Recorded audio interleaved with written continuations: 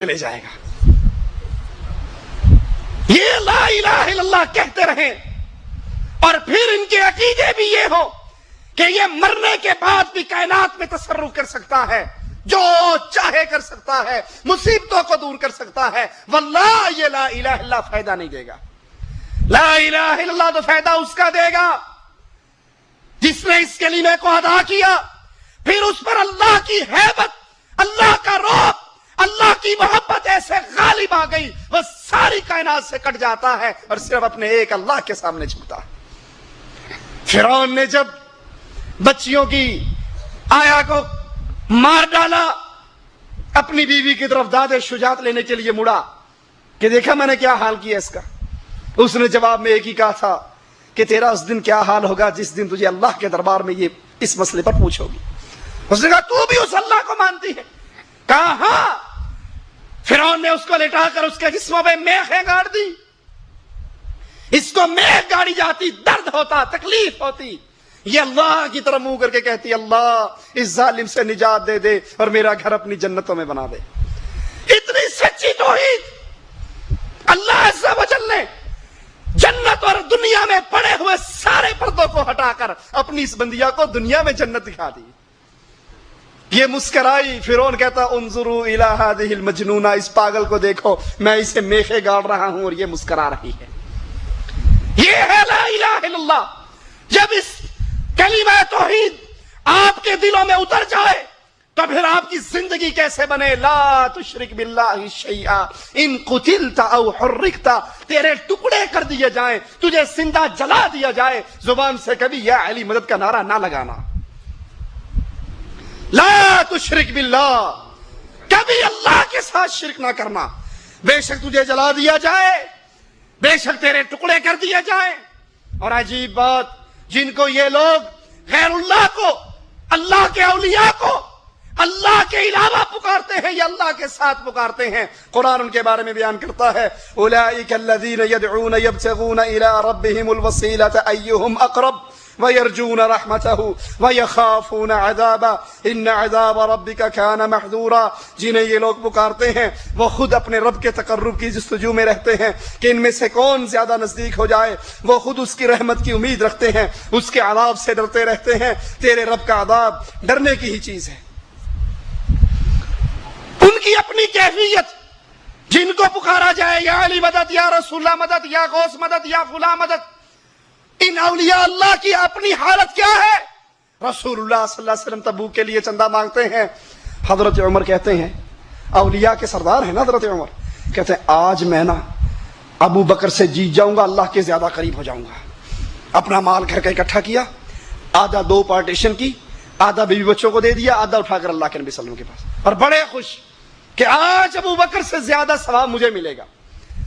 اللہ کے نبی نے پوچھا عمر کیا لائے، کیا چھوڑ کر آئے؟ کہا آدھا آپ کے لیے لے آیا ہوں، اللہ کے لیے لے آیا ہوں، اللہ کے نام پر آپ کے سامنے حاضر ہے، اور آدھا میں اپنے بیوی بچوں کے لیے چھوڑ آیا. دیکھا ابو بکر بھی سامان لے کر آ رہے. ابو بکر تو کیا لے کر آیا، کیا چھوڑ کر آیا؟ کہا سارے گھر کو سمیٹ لایا اور اپنے گھر میں اللہ اور اس کے رسول کی محبت چھوڑ کر آیا. عمر کہنے لگے میں نے سمجھ لیا کچھ ہو جائے میں ابو بکر سے آگے نہیں بڑھ سکتا. ان اولیاء اللہ کی تو اپنی کیفیت یہ اللہ کو راضی کرنے میں لگے رہتے. رسول اللہ صلی اللہ علیہ وسلم نے پوچھا آج روزہ کس نے رکھا؟ ابو بکر نے کہا میں نے رکھا. کہا آج صدقہ کس نے دیا؟ ابو بکر نے کہا میں نے دیا. کہا آج جنازہ کس نے پڑھا کسی مسلمان کا؟ کہا میں نے پڑھا. کہا قبرستان چل کر کوئی آج اپنے بھائی کے جنازے کے ساتھ کون گیا؟ ابو بکر نے کہا میں گیا. اسی لیے ابو بکر نے پوچھا تھا رسول اللہ صلی اللہ علیہ وسلم سے اے اللہ کے نبی جنت کے 8 دروازے، ہر بندے نے جنت میں داخل تو ایک ہی دروازے سے ہونا ہے، لیکن کوئی ایسا خوش نصیب ہے جس کو جنت کے سارے دروازے پکارے؟ کہا مجھے امید ہے اللہ سے ابو بکر تو انہی لوگوں میں سے ہوگا جس کو جنت کا ہر دروازہ پکارے گا. یہ اولیاء اللہ تو خود اللہ کے قریب ہونے کے لیے نیک عمل کیا کرتے تھے. یہ تو اللہ کی طرف نیک عملوں کے ذریعے واسطہ اور وسیلہ پکڑتے تھے کہ کون اللہ کے زیادہ قریب ہوگا، کس کو اللہ کی زیادہ رحمت ملے گی. وہ بڑی مشہور بات ہے، محمد حسین شیخ پوری رحمت اللہ علیہ بڑی پیاری مثال دے کے ایک بات سمجھایا کرتے تھے.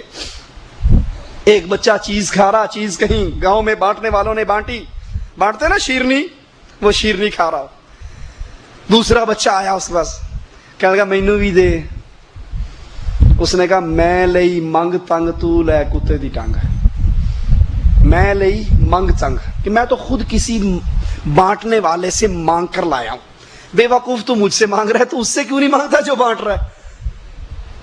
میں تو خود کسی سے منگ تنگ کے لایا ہوں، کسی کی منتیں کر کے لایا ہوں، اگر تو نے لینی ہے تو اس سے لے جو اصل بانٹنے والا ہے۔ یہ اولیاء خود اللہ کے بھوکے ہیں، اللہ کے منگتے ہیں، اللہ کے بکاری ہیں، یہ تو خود اللہ سے سوال کرتے ہیں بجائے اللہ کو پکارنے کے، ان سے مانگنے کا کیا فائدہ؟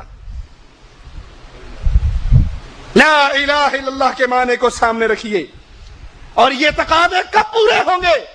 یوں تو انڈیا پاکستان کے اندر لا الہ الا اللہ پر ذکر کرنے والے بڑے پھرتے ہیں نا، لا الہ الا اللہ الا اللہ الا اللہ الا اللہ، یہ بڑی ضربیں ہیں، لیکن یہ لا الہ الا اللہ کا تقاضا ادا نہیں ہوا، وہ کیسے ادا ہوگا؟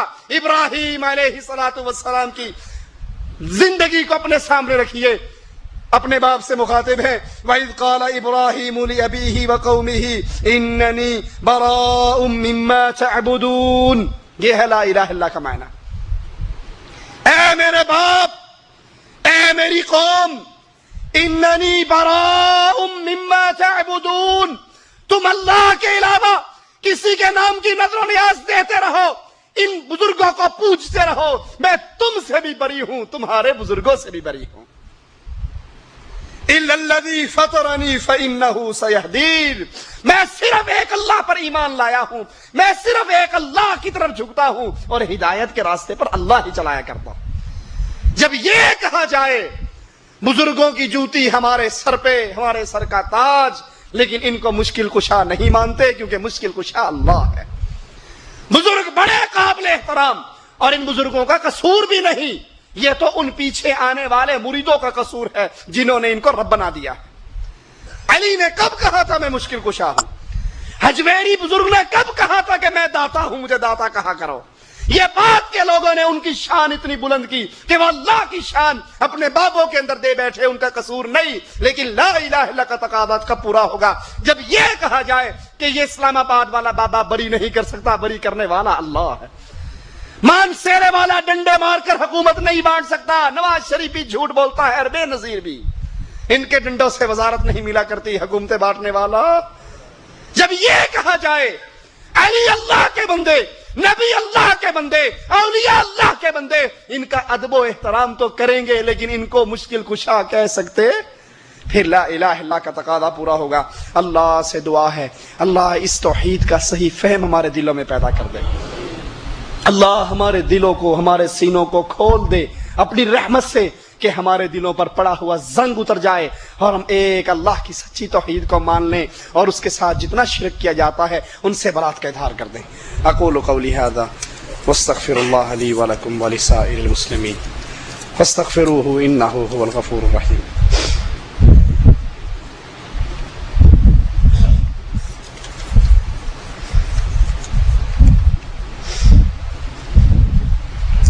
حدیث پاک میں آیا ہے کہ نماز کی حالت میں اگر کوئی موذی جانور نظر آئے تو نماز توڑ کر اس کو مارو،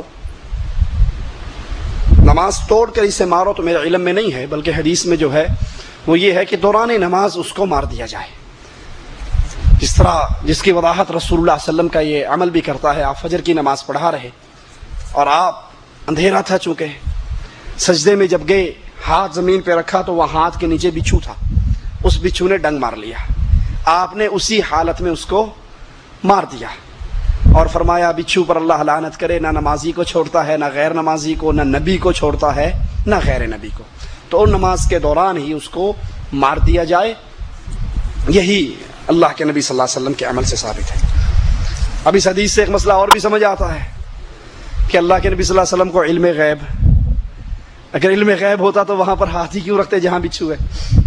کوئی کہتے جی یہ بڑے بابی نے گستاخ نے، یہ نہیں مانتے، نبی پاک نوری سن، انہاں تے مکھی بھی نہیں بیٹھتی سی، ٹھیک ہے نا؟ سنا یا نہیں سنا؟ آپ مکھی کی بات کرتے ہو، یہاں تو بچھو نے بھی کاٹ لیا ہے نبی کو۔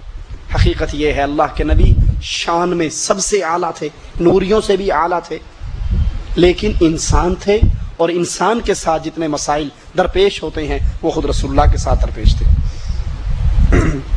عبد القادر جیلانی کے نام کی 11ویں دینا حلال ہے، یہ حرام ہے جیسے سور حرام ہے ویسے یہ حرام ہے، کیونکہ مال کا تقسیم کرنا عبادت ہے۔ جب یہ اللہ نام کی ہوگی تو اللہ کی عبادت، اور جب یہ اللہ کے علاوہ کسی اور کے نام پر مشہور کر دی جائے گی تو پھر یہ اس کی عبادت کہلائے گی، اور غیر اللہ کی عبادت کرنا شرک بن جاتا ہے۔